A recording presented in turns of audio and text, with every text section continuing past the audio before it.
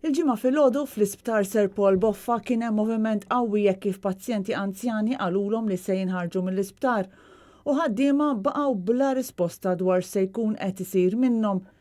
Dan meta l-Isptar Boffa jidher li qed jitħejja sabiex jintuża biex jinżammu fih persuni li jkollhom bżonn il-kwarantina.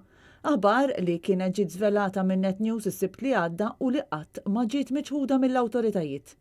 Kmini filgħodu mor naħdej l-Isptar Boffa fejn kien hemm van mimli anzjani li kienu se jittieħdu f'residenza oħra. Der ukoll van magħluq li jidher li kien qed jintuża biex iġorr affarijiet il-barra mill-isptar.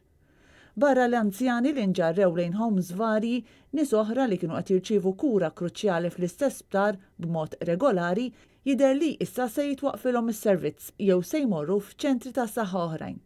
Iżda pazjenti oħra li kienu jinsabu rikoverati fis-sala tad-dermatoloġija f'Boffa ġew rilaxxati għal kollox.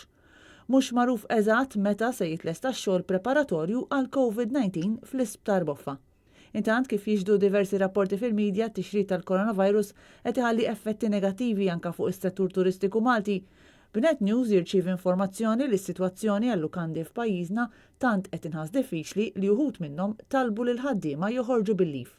Fis-sqarrija d-Deputat Robert Arrigo ppreżenta proposta mill-Partit Nazzjonalista sabiex sal-aħħar ta' Marzu l-Malta tnaqqas il-prezzijiet tat-titjiriet tagħha b'25 €. Dan apparti li għandu jkun assigurat li ma jinżamx ħlas meta l-konsumaturi jibdlu d-dati tat-titjiriet. Ftit tal-imilu l-Partit Nazzjonalista kien propona wkoll li t-taxxa tal-VAT ta' 7% fuq kull tip ta' akkomodazzjoni f'Malta u Għawdex għandha tkun sospiża biex anke din isservi bħala inċentiv għall-industrija tat-turiżmu.